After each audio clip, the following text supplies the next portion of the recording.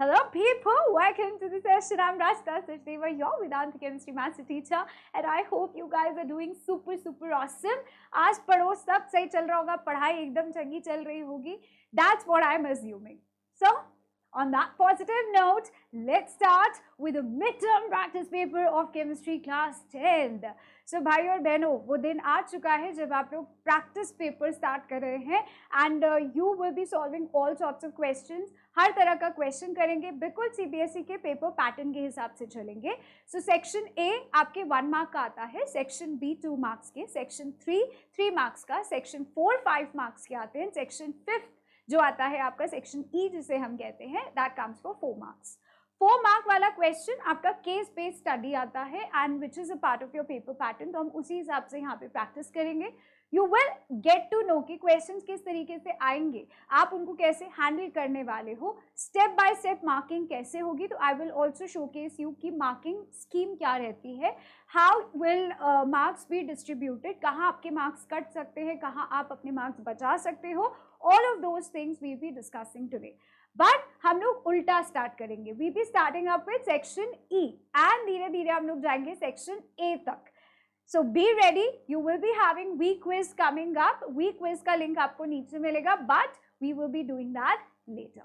चलिए, let's get ourselves started, guys, and out. Here it comes with a very motivational message. भाई, dose of motivation तो बनता है. Before we start, failure is not opposite of success, it's a part of success. So अगर कभी marks कम आए भी तो चलता है boss, because you will going to work hard next time. गिर के वापस उठोगे, इसी को ही बाजीगर कहते हैं. सो जीत के आगे डर है.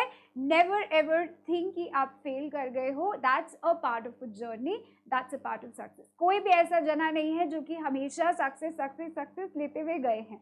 नो, चाहे आप पीछे हिस्ट्री भी उठा के देखो, those people who have succeeded and reach to a certain limit, they also have a very hardful path that they have gone through. So it's a part of your life and that will lead to success. Chaliye. So moving on to your section E, I hope you all are ready. Let's go. Yeah? Okay. पानी वानी लेके बैठो, अपना आराम से paper pen लेके बैठो, फटाफट से आंसर सॉल्व करेंगे हम लोग. So, starting off with your section E 4 mark question which comes as a case base. आपको एक पैराग्राफ दे देगा, समझा देगा कि आपसे वो क्या चाहता है, उसके बाद इसी पैराग्राफ से रिलेटेड वो आपसे क्वेश्चंस पूछेंगे. So this paragraph states that a magnesium ribbon is burnt in oxygen to give white compound X, accompanied by emission of light. If the burning ribbon is now placed in an atmosphere of nitrogen, it continues to burn and forms a compound Y. So I can understand तुम लोग X तक तो पहुंच चुके होगे. Magnesium को burn करा, in presence of oxygen white compound बना जिसे हम कहते हैं X.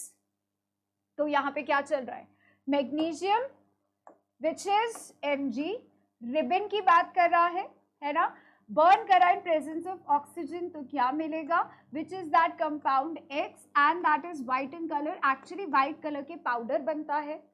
दिस इज फॉलोइंग कौन सा वाला रिएक्शन, जनरल रिएक्शन, जहाँ पे कहता है कि मेटल अगर ऑक्सीजन के साथ रिएक्ट होगा तो वो हमेशा आपको क्या देगा, that will always leads to the formation of metal oxide. ठीक है, तो यहाँ पे मेटल ऑक्साइड क्या बना आपका, मैग्नीशियम ऑक्साइड. बैलेंस करके आएंगे, बिना बैलेंस करे रिएक्शन छोड़ोगे तो मार्क्स नहीं मिलेंगे. Now if the burning ribbon is now placed in atmosphere of nitrogen, मतलब बर्न कर रहा है, मैग्नीशियम ऑक्साइड बना रहा है, और उस समय अगर हम उसको रख देंगे in the atmosphere of nitrogen, it continues to burn and forms a compound Y. अगर आपने इसके आगे ही एक रिएक्शन और चला दी, हमने कंटिन्यू कर दी ये वाली reaction and we put it into the atmosphere of nitrogen, तो यहाँ क्या बनाएगा, बताओ क्या बन सकता है. Do let me know in the chat box. It will going to create magnesium nitride, magnesium nitride. ठीक है, तो नाइट्राइड का फॉर्मूला क्या होता है, अगर आप लोगों को ध्यान हो तो आप लोग आयंस पढ़ के आए हो ग्रेड 9 में. नाइट्राइड इज N3-, मैग्नीशियम बोले तो 2+, जब इनको हम क्रिस क्रॉस कराते हैं तो that will give you beautifully Mg3n2. तो आपको ये देगा as a compound Y, that will be your Mg3n2 which is called as magnesium nitride. So आपसे क्वेश्चंस पूछा है based upon that particular content, जो एक पैराग्राफ दिया था. नाउ डिस्ट्रीब्यूशन ऑफ मार्क्स देखो, 2 मार्क का पहला है जहां पे आपको बोल रहा है right chemical formula X and Y. अब एक्स एंड वाई आप तब तक नहीं निकाल पाओगे जब तक आप केमिकल रिएक्शंस नहीं लिख पाते. तो x आपका है MgO which is magnesium oxide and y आपका निकल के आया है magnesium nitride which is Mg3n2. Now write the balanced chemical equation when x is dissolved in water. पूछो तो जाने x क्या था आपका, x was magnesium oxide है ना. जब पानी में डिसॉल्व होगा तो क्या बनाएगा, that will going to give you magnesium hydroxide. देगा कि नहीं, बेसिक है, ठीक है जी. Why should magnesium ribbon be cleaned before burning in air? ये क्वेश्चन बहुत रिपीट होता है पेपर में, बहुत बार. आंसर बहुत सिंपल है and it's always repeating in your papers, मतलब स्कोर का चांस है, यहाँ पे आप आराम से स्कोर कर सकते हो. So why we have to rub it, क्योंकि मैग्नीशियम एयर के प्रेजेंस में मैग्नीशियम ऑक्साइड का एक लेयर क्रिएट कर लेता है. लेयर क्रिएट करते ही अगर उसके ऊपर मैग्नीशियम ऑक्साइड का लेयर है और आपने उसको बर्न करा, that will not give you effective burning, वो आपको करेक्ट या फिर प्रोडक्ट देने में हैम्पर करेगा reaction. So that's why we need to clean it using a sand paper. पहले उसको घिसते हैं सैंड पेपर से. सैंड पेपर बोले तो रेगमाल, जैसे दीवारें घिसते हैं ना, वही वाटर पेपर भी कहते हैं उसको. So once we clean it with that paper, जो भी हमारे पास मैग्नीशियम रिबन आता है, now it's very much clean and that will not hamper the formation of product, और रिएक्शन एकदम मक्खन होगी. So this is what you have to portray your answer like. Compound X proper लिख के आओगे. आप लोग ना ढंग से मेंशन नहीं करते हो एक्स कौन है, वाई कौन है, और वहां पे आपका पेपर प्रेजेंटेशन एकदम खराब हो जाता है. So please do mention. आपसे एक्स पूछा है, वाई पूछा है, तो उसको तरीके से मेंशन करके आओ कि एक्स क्या है, वाई क्या है, and do give the chemical names also. उसके साथ साथ केमिकल नेम्स भी मेंशन करो along with the formulas. Now chemical reaction where magnesium oxide reacts with water, that give you magnesium hydroxide. अगर मेटल ऑक्साइड को हम पानी में मिलाते हैं, so as magnesium oxide is a basic oxide, पानी में मिला के it forms an alkali. जैसे सोडियम ऑक्साइड को पानी में मिलाओगे सोडियम हाइड्रोक्साइड बनाएगा, ऐसे पोटेशियम ऑक्साइड को पानी में मिलाओगे तो पोटेशियम हाइड्रोक्साइड बनाएगा. they will create an alkali. Lastly, magnesium ribbon को हम लोग क्लीन करते हैं just because they make the layer of magnesium oxide. जो भी मैं यहाँ अंडरलाइन कर रही हूँ boss, that is your keyword, और आपको ये चीजें अपने आंसर्स में भी अंडरलाइन करनी चाहिए, सो दैट कि जब भी आपका पेपर चेक हो रहा हो, your examiner gets to know कि अच्छा आपके कॉन्सेप्ट क्लियर है, आपने कीवर्ड्स लिखे हैं. So based upon those keywords आप लोगों की मार्किंग होती है, राइट. सो मैग्नीशियम ऑक्साइड बनेगा which will slow down the oxidation process. आगे का जो रिएक्शन है उसको धीरे कर देता है, हैम्पर करेगा, and that's why we need to clean it. हमें क्लीन करना ही पड़ता है. Okay guys, I hope till there everything is sorted. Chagre fatte, let's solve more chemical locha. So we are moving on to section number D of 5 mark question. 5 mark का question कैसे आता है जरा देख लेते हैं. A metal carbonate X on reacting with acid gives a gas which when passed through solution Y gives the carbonate back. Okay, let's see. कितने लोग इसको आंसर कर पाते हैं? Do start answering me in the chat box guys, come on. On the other hand, a gas G which is obtained at anode during electrolysis of dryness passed on dry Y and it gives compound Z used for disinfecting drinking water. Identify X, Y, G, Z. Code word में बात हो रहा है, code language में बात हो रहा है. अभी समझ नहीं आ रहा होगा कि क्या ये क्वेश्चन क्या दे दिया है भाई, क्या पूछना चाह रहे हो. So metal carbonate X acid के साथ रिएक्ट करके आपको देगा गैस X. चलो धीरे धीरे सॉल्व करते. एक आपके पास मेटल कार्बोनेट है, ठीक है, मेटल कार्बोनेट है जिसको हम लोग एसिड के साथ रिएक्ट कराएंगे. अब पता है ऐसे क्वेश्चंस में आप लोगों की क्या चीज काम आती है? General reactions. I always say general reactions कर डाला, live झींगा लाला. These type of questions are most favorable questions of your board exam. ध्यान रखना, हर साल पूछे जाते हैं. XYZ कोड लैंग्वेज में बात करके आपसे बोलता है कि भैया ABC ढूंढ दो, XYZ ढूंढ दो. These are the most loved questions of CBSE. Mind it. तो ऐसे क्वेश्चंस को सॉल्व करने के लिए आप लोगों के जनरल रिएक्शंस के कॉन्सेप्ट क्लियर होना चाहिए. तो आपको ये बात पता होनी चाहिए कि जब भी मेटल कार्बोनेट या बाइकार्बोनेट एसिड के साथ रिएक्ट करेगा, क्योंकि ये बेसिक है बॉस, तो ये एसिड के साथ रिएक्ट करेगा. इन रिटर्न आपको क्या मिलता है? सॉल्ट मिलेगा, वाटर मिलता है, और साथ में you will gate carbon dioxide gas. तो अगर आप देखो तो आप आधा क्वेश्चन कर चुके हो. सो X reacting with N acid gives a gas, और यहाँ पे गैस आपको डेफिनेटली मिलेगी कार्बन डाइऑक्साइड. ठीक है, X है, एसिड के साथ रिएक्ट करा, गैस निकाला, कार्बन डाइऑक्साइड. और ये मुझे क्लैरिटी कहाँ से मिली? जनरल रिएक्शन से. ठीक है, pass through, the gas is pass through solution Y which gives carbonate back. तो अगर हम लोग कार्बन डाइऑक्साइड को ऐसे किस चीज से रिएक्ट कराएं कि हमें कार्बोनेट वापस मिल जाए? किससे रिएक्ट कराओगे? कौन से सॉल्यूशन Y से रिएक्ट कराओगे कि कार्बोनेट वो वापस दे दे? बताओ जी. कार्बन डाइऑक्साइड को क्या हम लोग कैल्शियम ऑक्साइड के साथ रिएक्ट करा सकते हैं? क्विकलाइम के साथ? सोचो, बूझो तो जाने.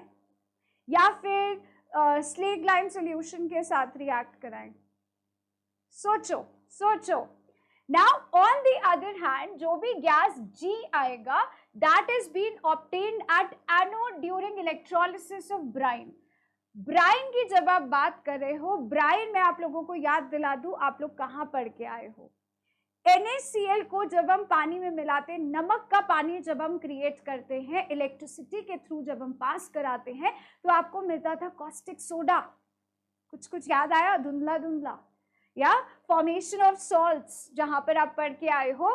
तो आप जब NaCl को पानी में डिसॉल्व कराते हो and you passes through with electricity, that in return gives you NaOH plus caustic alkali के साथ साथ वो आपको हाइड्रोजन गैस भी देता है एंड क्लोरीन गैस भी देता है. For your information, FYI, this is your chlor alkali process. Chlor alkali process में वो आपसे पूछ रहा है कि वो गैस G जो कि एनोड पे निकलती है, एनोड पे कौन सी गैस निकलती है? बताएं तो जरा. Anode being positive charge, chloride ion इसकी तरफ अट्रैक्ट करेगा, तो क्लोरीन गैस जो है वो इवॉल्व होती है एनोड पे, हाइड्रोजन गैस इवॉल्व होती है कैथोड पे. ठीक है, तो now this chlorine gas pass through dry Y and gives compound Z. बुझो तो जाने. क्लोरीन गैस को आप एक ऐसे कंपाउंड ड्राई Y के साथ रिएक्ट कराओगे जो आपको कंपाउंड Z देगा, and this compound Z is used in disinfecting drinking water.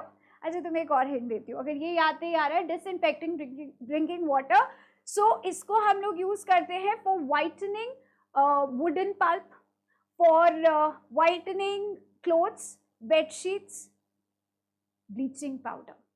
याद आया कुछ? So it will be pass through dry slaked lime. Dry slaked lime के थ्रू पास करोगे तो आपको मिलता है bleaching powder which is CaOCl2 and that is Z. तो निकाले क्या क्या मिला? Y is your slaked lime, और आपको कार्बोनेट मिलेगा which is white in colour, that is X. ठीक है, और यहाँ पे X कैल्शियम कार्बोनेट था and you got it back. कुछ कुछ याद आया? धुंधला धुंधला. Calcium hydroxide pass through lime water, test of carbon dioxide.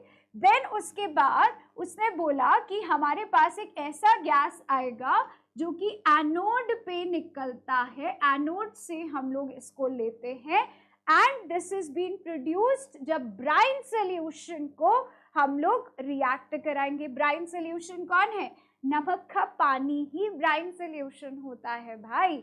और जैसे ही आपको आपका G मिला, उस G गैस को हमने ड्राई स्लेट लाइन के थ्रू पास कराया, that will in return give you Z, which is your bleaching powder.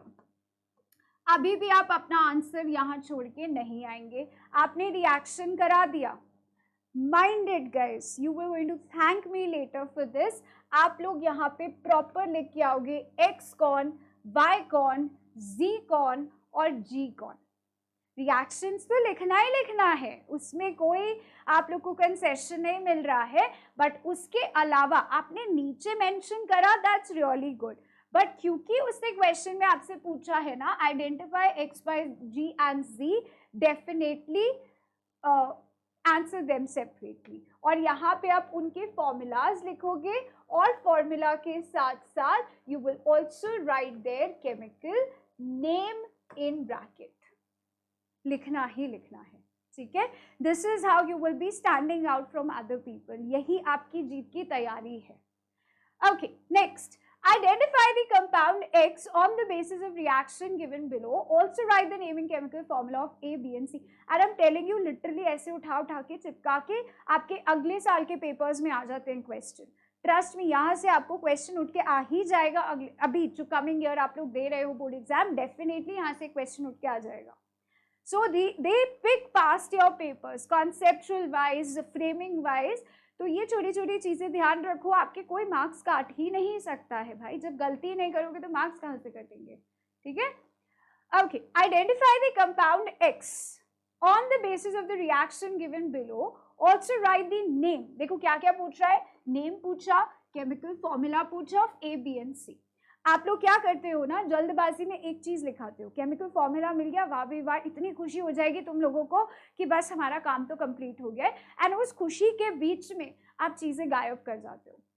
That's regrettable, बाद में बहुत रिग्रेट होता है, तो ये नहीं करने का है। सो यहाँ पे ये तो देख के समझ में आ गया है कि बॉस एक कोई ऐसा X है, वन X इज देयर जो कि जिंक के साथ रिएक्ट करेगा और हाइड्रोजन गैस देगा। HCl के साथ रिएक्ट करके वाटर देता है एज अ बाय प्रोडक्ट, है ना, और एसिड के साथ रिएक्ट करके वाटर देगा। मुझे क्यों लग रहा है कि आप लोग इसको ढूंढ चुके हो। जिंक एक एम्फोटेरिक मेटल है, ठीक है, एम्फोटेरिक मेटल है। अब आप लोग समझ रहे हो मैं किधर जा रही हूँ। HCl, एसिटिक एसिड, ये दोनों के दोनों एसिड है। एसिड के साथ ऐसा क्या रिएक्ट हो कि आपको सॉल्ट और वाटर मिल जाए as a by product. Don't you think so? It has to be a base. ये बेस होना चाहिए ना, तो ये बेस ही है, क्योंकि zinc as an amphoteric metal acid और बेस दोनों के साथ रिएक्ट कर सकता है। तो क्या आपको लगता है कि ये NaOH है, हाँ या ना? क्या आपको लगता है कि ये NaOH है? Yes or no? Do let me know in the chat box. Question बहुत अच्छा है, ये बहुत अच्छा क्वेश्चन है। So NaOH is that common reactant जो कि हर एक गिवन एलिमेंट के साथ रिएक्ट करके अप्रोप्रिएट प्रोडक्ट देगा। So NaOH जिंक के साथ रिएक्ट करके सोडियम जिंकेट देगा। नाम लिखना ना भूले, sodium zincate, which is your A। A ही लिखा है ना उसने, हाँ। Now NaOH HCl के साथ रिएक्ट करके आपको सोडियम क्लोराइड देगा, which is your salt chloride, sorry, and this is your B। NaOH acetic acid के साथ रिएक्ट करके CH3CONa देगा, जिसे हम बोलेंगे सोडियम एसिटेट। नाम पूछा है, नाम देंगे, and which is your C। So by the following reaction it is confirmed that your X compound is sodium hydroxide, yeah, NaOH। Okay ji, now I will be asking one more question, added up question मैं आपसे पूछूंगी। What type of salt is this? NaCl का type क्या है? Neutral है, acidic है, basic है, pH कितना है, more than 7, less than 7, equal to 7? What do you think? ये क्वेश्चन में तो कहीं ना कहीं पूछ सकता है ना, वाई नॉट यहाँ पे ही हम लोग कवर कर ले इसको। NaCl का टाइप क्या है? याद है ना आप लोगों को, स्ट्रॉन्ग एसिड, स्ट्रॉन्ग बेस, दोनों स्ट्रॉन्ग पेरेंट्स। तो अगर पेरेंट्स दोनों स्ट्रॉन्ग होते तो बच्चा बेचारा न्यूट्रल होता है ना, सहमा वसा। तो यहाँ पे आपके HCl, NaOH दोनों स्ट्रॉन्ग है, strong base reacting with strong acid. तो NaCl आपका बना न्यूट्रल सॉल्ट। न्यूट्रल सॉल्ट बोले तो pH इज इक्वल्स टू 7। और ऐसे ही अगर मैं आपसे पूछूं यहाँ पर तो क्या टाइप होगा? What type of salt is this? Acidic, basic, neutral? तो आपका NaOH तो स्ट्रॉन्ग बेस है and acetic acid is a weak acid. जो भी कैरेक्टर पेरेंट में डोमिनेंट होता है, दोनों में से जो भी पेरेंट डोमिनेंट होंगे उनका कैरेक्टरिस्टिक बच्चे में दिखाई देता है। तो बच्चा कौन? Sodium acetate. एंड कैरेक्टर क्या होगा? स्ट्रॉन्ग वाले का कैरेक्टर होगा। So that will be your basic salt। Basic salt बोले तो pH will be greater than 7। चाक दे फट्टे। I hope that is clear till here. Alright guys, so now positive on that note, let's move on to section C, which gets 3 marks. चलो, section C, 3 marks question, starting up here. अगर लग रहा है कि भाई थोड़ी सांस लेनी है तो वीडियो पॉज करो, टेक अ डीप ब्रेथ, पानी वानी पी लो, आराम से कुछ खा पी लो, and then start it with full energy. गलती नहीं करने का है भाई। Okay, what are strong and weak acids? पहले तो आपसे डेफिनेशन पूछ रहा है कि समझा दो भाई, स्ट्रॉन्ग क्या होता है, वीक क्या होता है। In the following list of acids separate strong versus from weak acid. तो मैं आप लोगों को बोलूंगी कि ऐसे आंसर्स को थोड़ा टैबुलर फॉर्म में प्रेजेंट करो।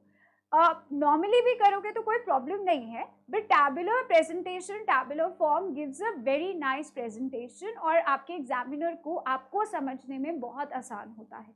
और एग्जामिनर खुश तो भाई तुम तो खुश होगे ही होगे, ठीक है, ध्यान रखना ये बात। सो स्ट्रॉन्ग और वीक एसिड्स क्या होते हैं? Now before we switch on to strong and weak acid, let me tell you acid का कैरेक्टरिस्टिक कब शोकेस होता है? Which particular ion is responsible for acidic behavior? Hydronium ion, ठीक है। Now, अब हमें देखना है कि हाइड्रोनियम आयन हमें कहाँ ज्यादा मिलेंगे, क्योंकि जो भी एसिडिक कैरेक्टर है वो किस पे डिपेंड कर रहा है? हाइड्रोनियम आयन पे डिपेंड कर रहा है, राइट। तो यहाँ पे हम लिख सकते हैं हाइड्रोनियम आयन इज, आप अपने नोट्स बना रहे हो तो यू कैन ऑलवेज मेंशन, ये इससे भी क्वेश्चन आता है, responsible for acidic character, acidic behaviour और एसिडिक कैरेक्टर। 1 मार्क का फिल इन द ब्लैंक्स पूछ लेता है। So hydronium ion because it's responsible, अगर हम लोग स्ट्रेंथ ऑफ एसिड्स की बात करें, G3H, okay, strength of acids की बात करें तो 2 तरह के होते हैं, one is strong acid and other is weak acid. Strength of N acid, किसी भी एसिड या बेस, अगर मैं जनरलाइज कर दूं इस चीज को, तो किसी भी एसिड या बेस का जो स्ट्रेंथ है वो उसके परसेंटेज ऑफ आयोनाइजेशन पे डिपेंड करता है। What is percentage of ionisation means? Let's discuss about it. Percentage of ionisation, ionisation का मतलब होता है फॉर्मेशन ऑफ आयंस, आयंस का फॉर्मेशन। अगर एक्वस सॉल्यूशन में जो एसिड्स 100% आयंस का फॉर्मेशन करते हैं, 100% आयंस फॉर्म करते हैं, उन्हें हम स्ट्रॉन्ग एसिड की कैटेगरी में डाल देते हैं। और जो भी एक्वस सॉल्यूशन में एसिड्स पार्शियल आयोनाइजेशन करते हैं, पार्शियल बोले तो कुछ मॉलिक्यूल्स बनेंगे, कुछ आयंस रहेंगे, कुछ मॉलिक्यूल्स रह जाएंगे और कुछ आयंस में टूट जाएंगे, तो हम उसे कहते हैं पार्शियल, कुछ टूटे कुछ नहीं टूटे। सो जो एक्वस सॉल्यूशन पार्शियल आयोनाइजेशन करते हैं उन्हें हम वीक की कैटेगरी में डालते हैं, और ये एसिड और बेस दोनों के साथ होता है. So for example strong acids की अगर हम बात करें तो स्ट्रॉन्ग एसिड में आपके पास HCl आता है, HNO3 नाइट्रिक एसिड आता है, H2SO4 आता है. ठीक है, और भी आते हैं. वीक एसिड्स की कैटेगरी में जाए तो CH3COOH, एसिटिक एसिड आपका सिट्रिक एसिड हो गया है ना, citric acid, lactic acid. There are so many weak acids which comes under this category. तो ये क्या करते हैं ना, they partially ionize. Partially ionize बोले तो अगर हम इसको पानी में डालेंगे तो कुछ acetic acid will break into ion, CH3CO- बना लेंगे, कुछ हाइड्रोनियम आयन बनाएंगे, और कुछ तो टूटेंगे ही नहीं. जिद्दी नहीं टूटेंगे तो नहीं टूटेंगे भाई.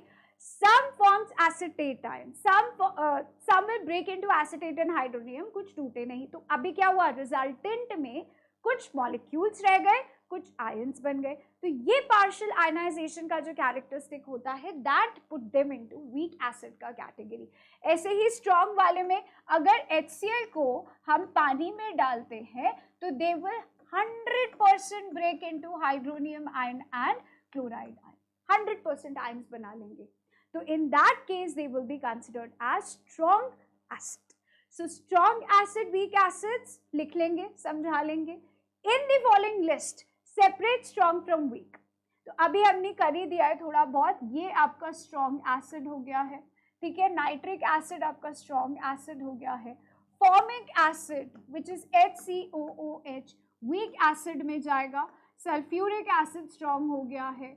एसिटिक एसिड वीक एसिड में आएगा. सिट्रिक एसिड वीक एसिड में आएगा. And done and dusted. Okay. So this is how you were going to present, but I would still recommend you कि आप tabular form दो. Tabular form में आप ऊपर लगा दो strong acids and weak acids, और उनमें जो भी आपको categories दिए आप उनके answers mention कर दो. ठीक है ना. So acids which goes complete ionization strong, acids which goes partial ionization will going to be called as weak acids or bases. Check. On that particular note, let's move on to the next question. Identify the reducing agent in the following reaction. तो आप लोगों को जिनको redox reaction में problem होता है, आप लोगों के लिए I'll just make a table here. ठीक है, ये टेबल याद कर लो बॉस. रिडॉक्स रिएक्शन तुम लोगों के लिए एकदम मक्खन हो जाएगा. It's a simple way to organisely learn redox reaction. आराम से सॉल्व करोगे. कैसे, लेट्स टेक अ लुक. हाँ जी, तो आते हैं हम लोग ऑक्सीडेशन पे पहले, फिर चलेंगे रिडक्शन पे. One by one I will be writing the pointers. Oxidation, oxygen hydrogen के बेसिस पे हम लोग कर रहे हैं. ऑक्सीजन हाइड्रोजन के बेसिस पे ऑक्सीडेशन होता है ऐड ऑफ ऑक्सीजन. रिडक्शन होगा लॉस ऑफ ऑक्सीजन. बिल्कुल उल्टा होता है एक दूसरे के. Second, it is loss of hydrogen. Oxidation on the other hand, reduction is gain of hydrogen. ठीक से. नाउ जिसका ऑक्सीडेशन हो रहा है, जिसका ऑक्सीडेशन हो रहा है वो ऑक्सीडाइज्ड कहलाएगा. ठीक है. सो जिसका ऑक्सीडेशन हो रहा है that is the one which gets oxidised. जिसका रिडक्शन हो रहा है that's the one which gets reduced. Now fourth पे चलते हैं. अगर हम ऑक्सीडेशन की बात करें तो जिसका ऑक्सीडेशन हो रहा है उसको हम बोलेंगे रिड्यूसिंग एजेंट. ठीक है.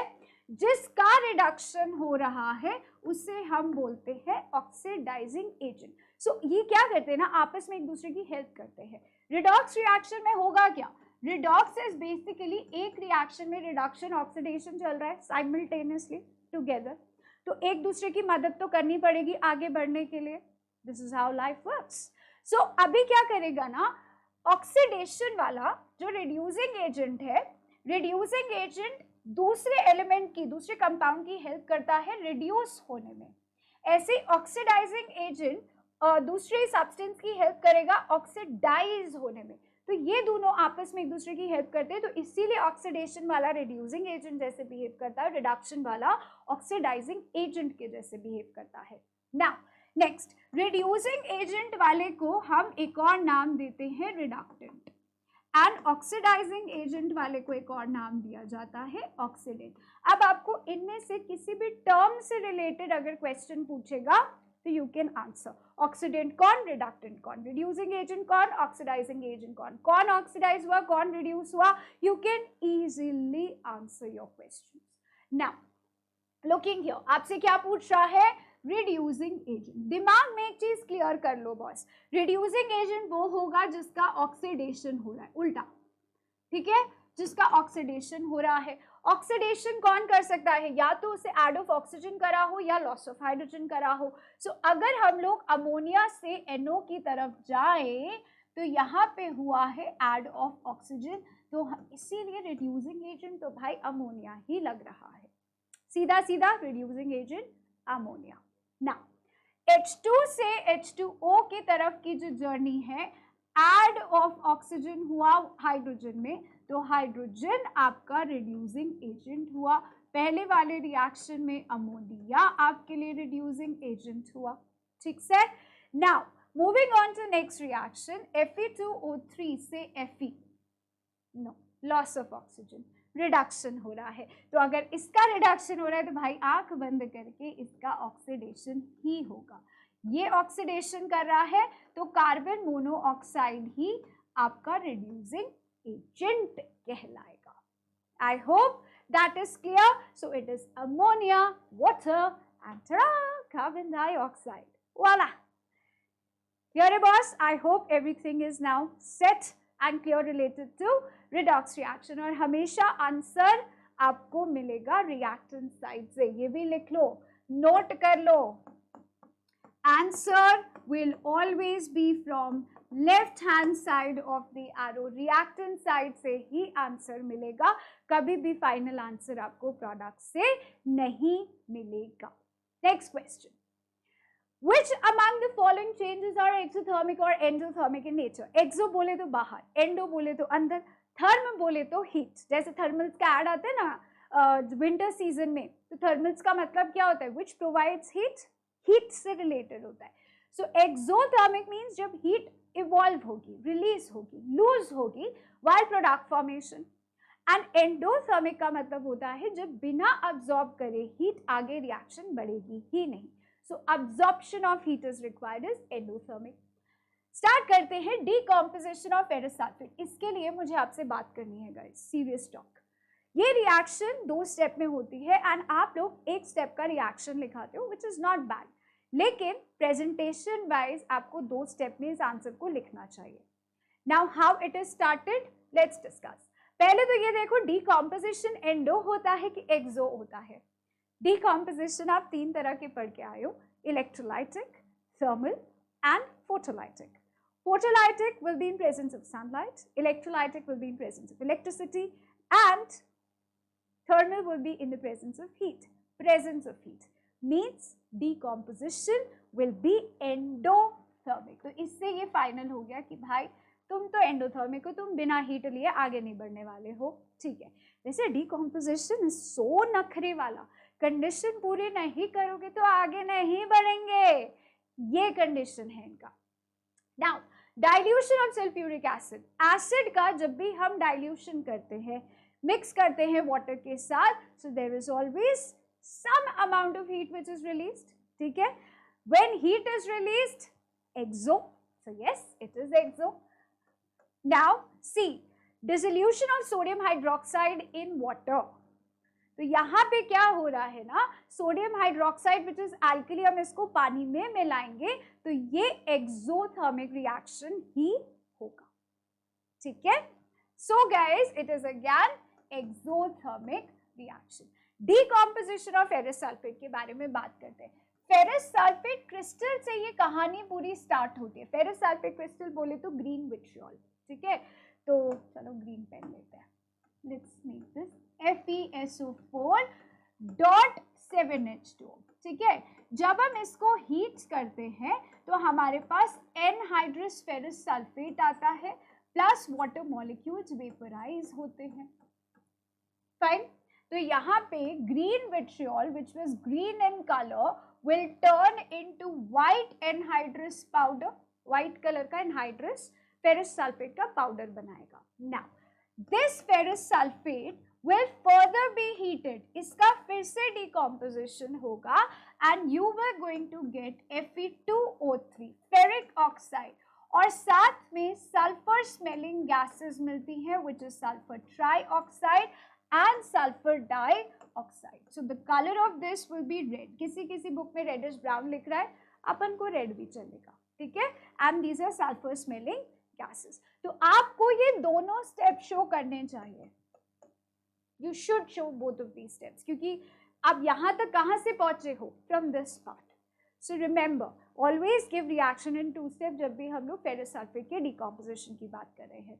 Now dilution, as we all know, dilution का जो process होता है acid का, concentrated acid का, when we dilute them, it's always going to release good amount of energy. That's exothermic. तो पहला वाला is endothermic, आपका जो decomposition है वो endothermic है, dilution is exothermic and dissolution ये क्या करा है भाई? हाँ, dissolution is also exothermic and this is endothermic. तो exo अलग कर दिया, endo अलग कर दिया। क्लियर है बॉस? चलिए, so I hope as all is sorted, चाकरे पट्टे, let's move on to 2 more questions. Section B. Ready, steady, go. So, क्या बोल रही public? Zinc liberates hydrogen gas when reacted with dilute HCl, whereas copper does not. Why? अब तुम लोग सोचोगे ma'am कितनी बार करें ये क्वेश्चन, तो देख लो भाई कितना इंपॉर्टेंट क्वेश्चन है ये। जिंक हाइड्रोजन गैस लिबरेट कर सकता है हाइड्रोक्लोरिक एसिड के साथ, लेकिन यही काम कॉपर नहीं कर सकता। क्यों भाई? कॉपर में कुछ कम है? कॉपर क्या जिंक से कम है? हाँ है, बिल्कुल है।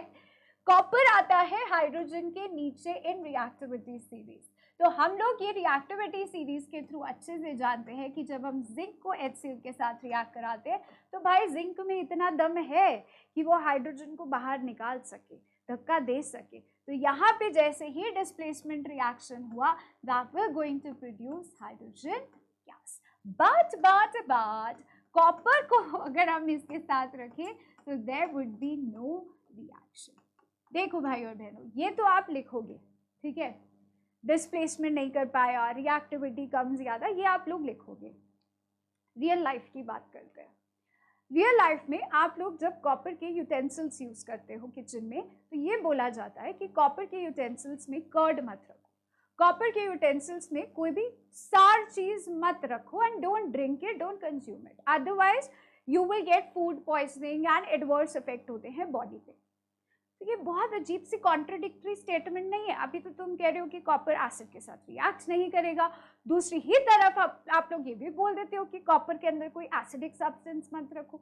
ये क्या बात है भाई, थोड़ा समझा दो।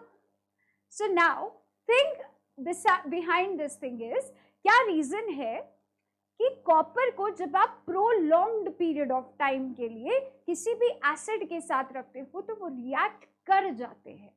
कैसे? आप रिएक्टिविटी सीरीज में देखो तो कॉपर और हाइड्रोजन के बीच में रिएक्टिविटी डिफरेंस ज्यादा नहीं है।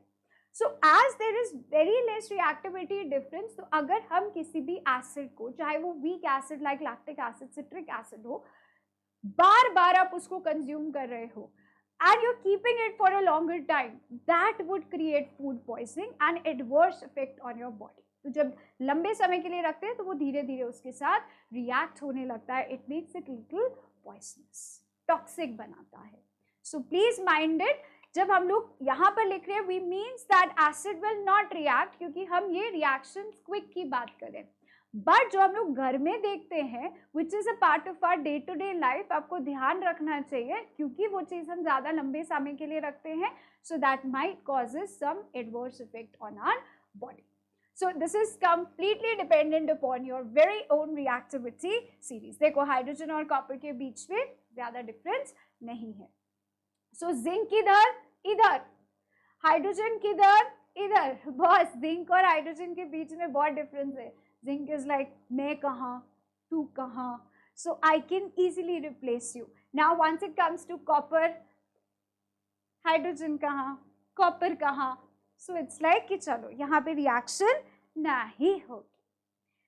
Okay, moving on to your next question. 2 mark. Easy था 2 mark का question, very simple. Reactivity series याद नहीं हुई तो ये 2 mark का simple question भी चला जाएगा. तो reactivity series को थोड़ा हल्के में ना लें. On adding a drop of barium chloride solution on the aqueous solution of sodium sulfide, यहाँ बहुत मजे आएंगे. तुम लोग भर भर के गलतियां करने वाले हो यहाँ पे. ध्यान से क्वेश्चन पढ़ना, एकदम ध्यान से, एक एक वर्ड पे एम्फसाइज करना, क्योंकि आप नॉर्मली ये रिएक्शन नहीं लिखते हो. यहाँ पे एक छोटा सा ट्विस्ट है. वो ट्विस्ट क्या है? Let's see. बेरियम क्लोराइड के एक्वस सॉल्यूशन लिया हमने, ठीक है, जैसे जैसे आप बोलेंगे हम करते जाएंगे, एंड उसके साथ रिएक्ट कराया सोडियम सल्फाइड.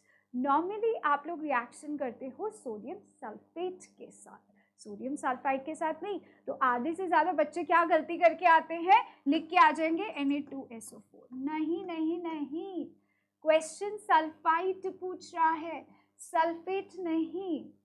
2 आप प्रोडक्ट सही बना के आ गए, सब कुछ करा, लेकिन जो पूछा आपने वो नहीं दिया तो गलत हो जाएगा. तो सोडियम सल्फाइड इज Na2SO3.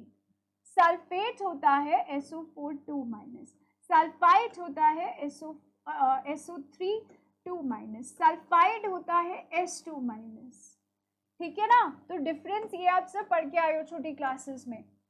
तो हम ये अज्यूम करके चलेंगे कि आप लोग एकदम प्रो हो भाई इन चीज़ों में. ठीक है. तो यहाँ पे सोडियम सल्फाइड के एक्वस सॉल्यूशन के साथ रिएक्ट कराया. क्या पूछ रहा है? अ व्हाइट प्रेसिपिटेटस फॉर्म. नॉर्मली जब हम सोडियम सल्फेट के साथ रिएक्ट कराते हैं तो बेरियम सल्फेट बनता है. बेरियम सल्फेट का प्रेसिपिटेट होता है व्हाइट कलर का. यहाँ पे क्या बन जाएगा? सल्फेट ना बन के सल्फाइड बन जाएगा, और उसका प्रेसिपिटेट भी होता है व्हाइट कलर का. So barium sulphide is BaSO3. Instead of BaSO4 it is BaSO3.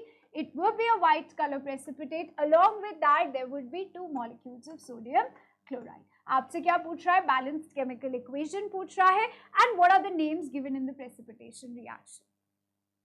It is barium sulphide. समझ ला? क्लियर है बॉस? चाकरे फटे.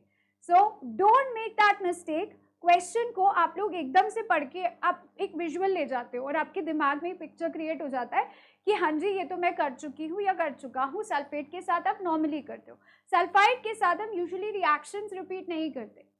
सो दैट पिक्चर अगर आपके दिमाग में बन गया ना उस समय, and that becomes dominant over what is written here, तो भाई ये 2 मार्क्स चले जाएंगे आपके. So be careful, very very careful while you're reading the question, क्योंकि they can twist it little bit. Concept वही है, सब कुछ वही है, बस एक छोटा सा twist है. So it's barium chloride, sodium sulfide, barium sulfide, which is okay solid guys. White color precipitate होगा ये. ये aqueous. So what type of reaction is this? It is a double displacement. Double displacement में precipitation आता है. तो मैं आप लोगों को recall करा दूँ ये चीज़ कि double displacement जो reaction होता है ये 2 तरह के होते हैं. एक होता है neutralization reaction जहाँ पे precipitate नहीं बनेगा. दूसरा होता है precipitation reaction. प्रेसिपिटेशन रिएक्शन में क्या होगा? प्रेसिपिटेट फॉर्मेशन होता है. 2 एक्वस सॉल्यूशंस आपस में रिएक्ट करते हैं. 2 मेटल एक्वस सॉल्यूशंस आपस में रिएक्ट करेंगे. They will give you 1 insoluble substance. Insoluble means जो सॉल्युबलाइज नहीं हुआ, that will settle down at the bottom of the test tube. इसलिए प्रेसिपिटेट कहते हैं. And we presented it with downward arrow. Gas को ऊपर की तरफ एंड प्रेसिपिटेट को डाउनवर्ड एरो से रिप्रेजेंट करते हैं. न्यूट्रलाइजेशन में एसिड बेस के साथ रिएक्ट करेगा. सॉल्ट एंड वाटर, तुम लोग धुरंधर हो भाई, you know this. Salt and water बनाएगा न्यूट्रलाइजेशन. यहाँ कोई प्रेसिपिटेट नहीं बनता है. So yes, So this is your precipitation reaction, is a double displacement reaction. Now, it's the show time. 1 mark के क्वेश्चन पे आ चुके हैं. We are about to start a rapid fire round. So आराम से पानी वानी पियो. Be ready. Week quiz का link is being given in the description box. So open that and start solving it. And जो भी ये वीडियो बाद में देख रहे हैं, you can always use that week quiz का link. That will be open all the time. हमेशा काम करेगा. तो जाओ और अपने क्विज को सॉल्व करो. And do let me know your marks. ज़रूर से मुझे मार्क्स बताना, ज़रा पता चले भाई दूध का दूध पानी का पानी कितने सही करे और कितने गड़बड़. ठीक है. So I will come and meet you there in the chat box and will see how much you did it right. Section A, 1 mark. Ready, steady, go. Okay, question on screen. Which of the following salts does not contain water of crystallization? Common names दिए हैं. Common names के formula नहीं पता होंगे तो ये question crack नहीं हो पाएगा.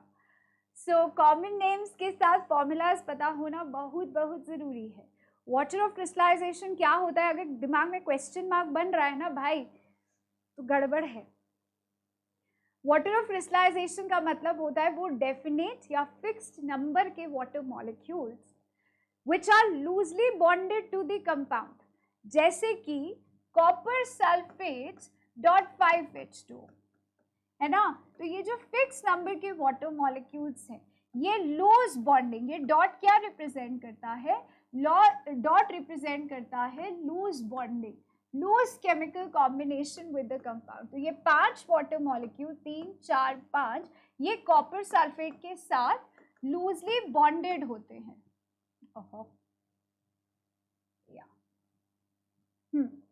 So this is what it represents.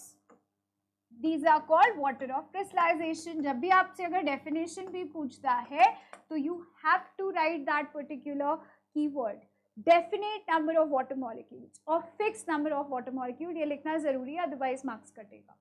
Okay, so blue vitriol का formula है CuSO4 .5H2. बेकिंग सोडा का फॉर्मूला है सोडियम बाइकार्बोनेट NaHCO3 और sodium hydrogen carbonate. Washing soda का वॉशिंग पाउडर निरमा दूध से सफेदे 10 water molecules 10 water of crystallisation. Gypsum is calcium sulphate .2H2 है ना. Dihydrated, decahydrated, pentahydrated, anhydrous, not hydrated. So this is anhydrous salt and that is why it does not have water crystallization and therefore option B is your fatty answer. Samajha? So it is option B. Very well done. Moving on to our next question. An aqueous solution turns red litmus solution into blue. ठीक है. अगर red blue में turn होता है तो मतलब वो base है ना. ये हमारे दिमाग में बात आ चुकी है. Excess addition of which of the solution would reverse the change. अगर आप इसके अंदर कुछ एक्सेस में डालो, कोई एक चीज ऐसी एक्सेस में डालो that it reverse means it become acidic और वो ब्लू कलर का जो लिटमस है that turns into red again. तुम लोग समझ गए क्या करना है. यहाँ पे HCl एसिड है, NH4OH बेस, लाइम वाटर. यहाँ तुम लोग गलती करते हो और मुझे सच्ची सच्ची बताना भी किसी ने गलती करी है कि नहीं. लाइम वाटर इज नॉट नींबू पानी.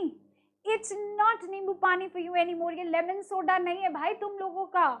वो हुआ करता था जब तुम केमिस्ट्री के स्टूडेंट नहीं हुआ करते थे भाई. अब तुम हो चुके हो बहुत ज्यादा अपग्रेड, तुम बन चुके हो केमिस्ट्री के स्टूडेंट. ये लाइम वाटर हमारे लिए अब लेमन वाटर, लेमन सोडा, नींबू पानी वगैरह नहीं है. This is for us is calcium hydroxide which is slate lime. यह हमारे लिए बेस है. होगा आम जनता के लिए नींबू पानी, हमारे लिए तो भाई ये कैल्शियम हाइड्रोक्साइड है विच इज अ बेस. तो इसको एसिड में कंसिडर मत करना. बहुत बड़ी गलती होती है। बेकिंग पाउडर जो बनता है आपके बेकिंग सोडा से, अमोनियम हाइड्रोक्साइड बेस है, बचा कौन? HCl acid. So yes, HCl is absolutely bang on answer. तो ये रिवर्स कैसे हुई कंडीशन? जब रेड से ब्लू में गया, हमें पता है कि बेस है, इस रिवर्स करने के लिए हमें कोई तो एसिड डालना पड़ेगा। So that acid is one and only hydrochloric acid. Next question, come on. Okay, बहुत बड़ा क्वेश्चन है, दिखने में बड़ा है बट आंसर एकदम सॉर्टेड है boss. What happens when a solution of an acid mixed with a solution of base in a test tube? Acid को जब हमने बेस के सोल्यूशन के साथ मिक्स करा तो टेम्परेचर ऑफ सोल्यूशन इंक्रीज हुआ, टेम्परेचर ऑफ सोल्यूशन डिक्रीज हुआ, temperature of solution remain same, या सॉल्ट फॉर्मेशन हुआ? क्या बोल दी public? Let's see, let's find it out. What's there in your mind? Is that 1 and 4, मतलब टेम्परेचर बढ़ा और सॉल्ट फॉर्मेशन भी हुआ। बी कहता है 1, 3 and 4, मतलब टेम्परेचर बढ़ा, टेम्परेचर सेम रहा and salt formation take place. अच्छा, ऐसा भी होता है, टेम्परेचर बढ़ता भी है, सेम भी रहता है। ओके, ठीक है जी। सी 2, 3, 4, टेम्परेचर घटा, डिक्रीज हुआ, temperature remain same and salt formation हुआ।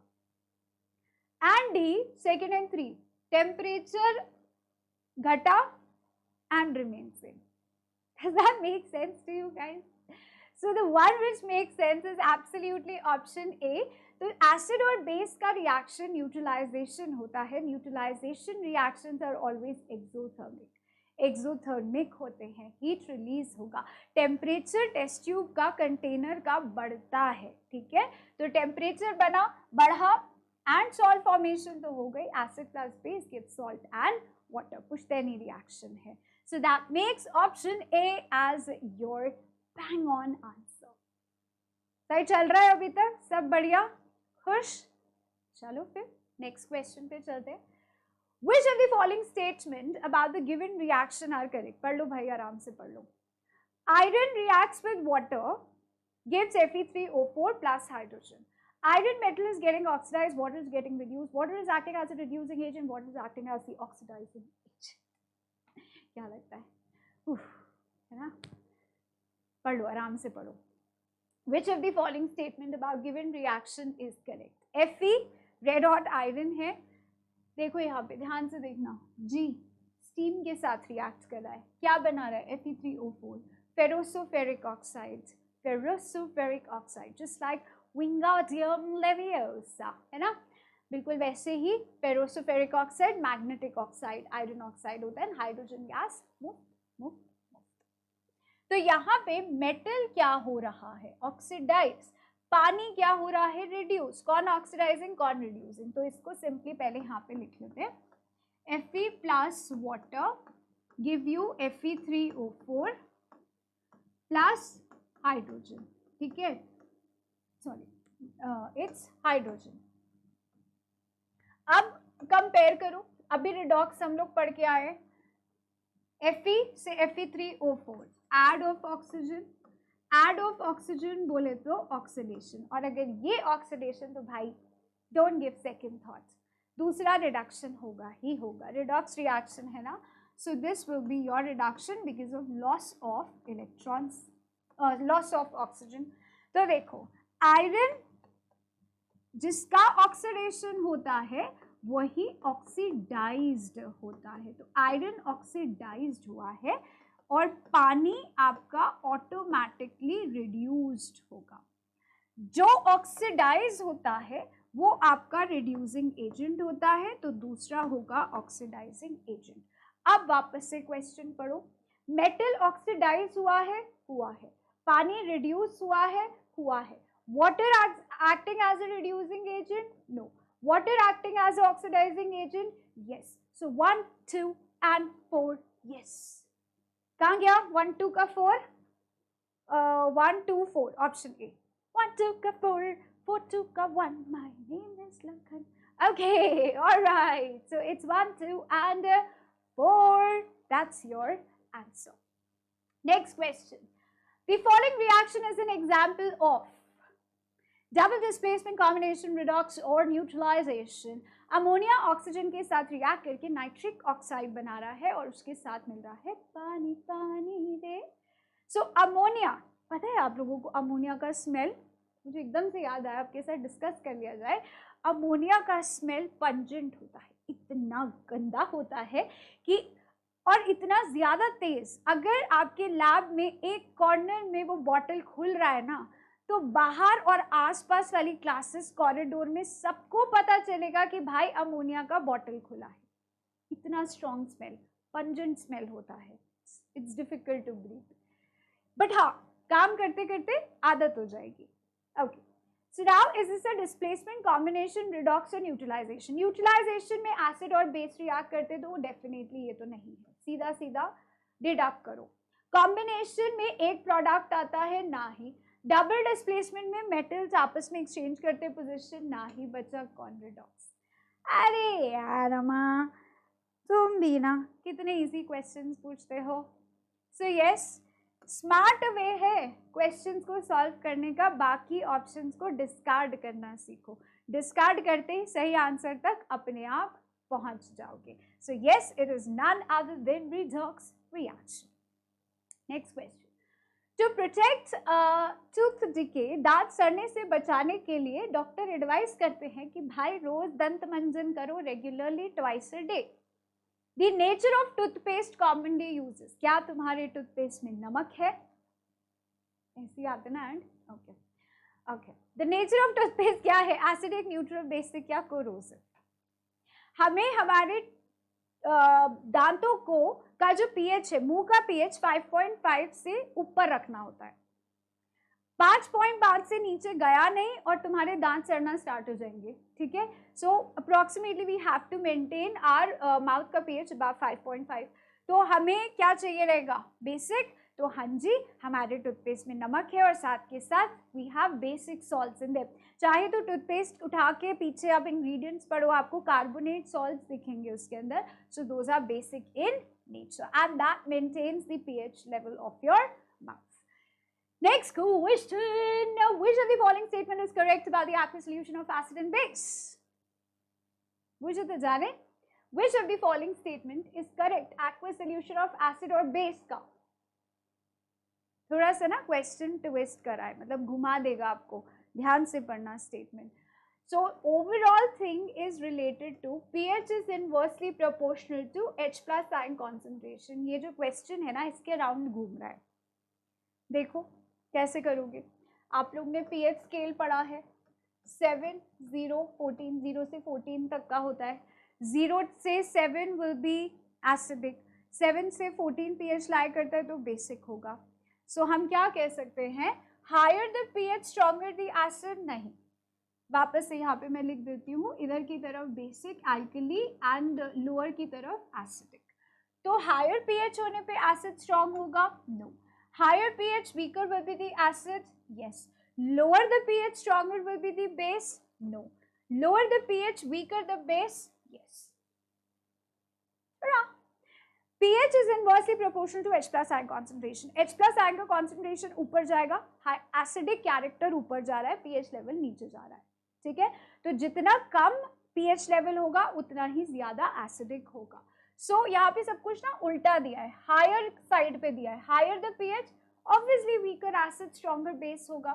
लोअर जितना पीएच ज्यादा है, स्ट्रॉन्ग एसिड होगा तो वीक बेस होगा, and that makes option D as your फटाफटी आंसर। ओके जी, आई होप यू ऑल समझ ला everything. Moving on to your next question.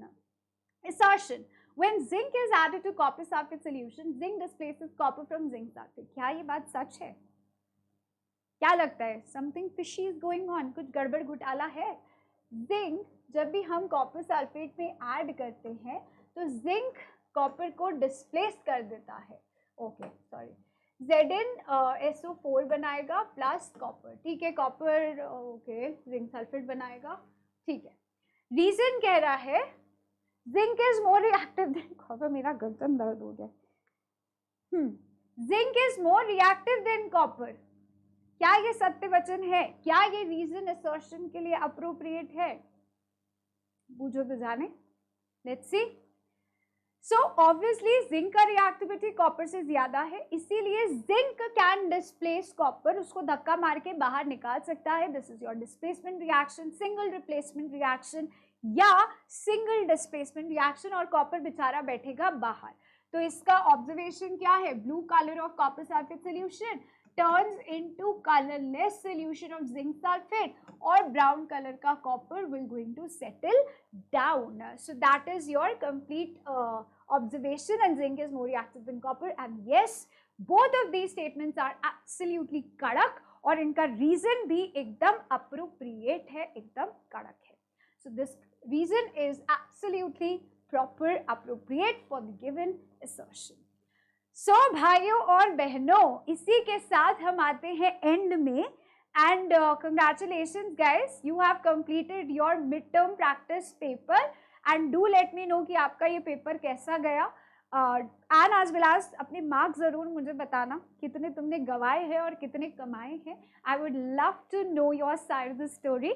So do not forget to press the bell icon to subscribe the channel so that आपको आगे से आगे और informational videos मिले. You get more papers like this, and चिंता मत करो, exam आते आते खूब सारे पेपर सॉल्व करेंगे, खूब प्रैक्टिस करेंगे, तुम्हें कहीं नहीं जाने देंगे बिना प्रैक्टिस के, एकदम मचा के प्रैक्टिस करेंगे. ठीक है जी boss. So subscribe, share and comment, and you can always follow me on my Insta channel as well as join Telegram channel for more details, information and knowledgeable videos. That was it from my side. This is me, Varshita Sachdev, signing off. Thank you. Have a nice time. Stay safe, stay happy always. And फिर मिलेंगे चलते चलते. Bye.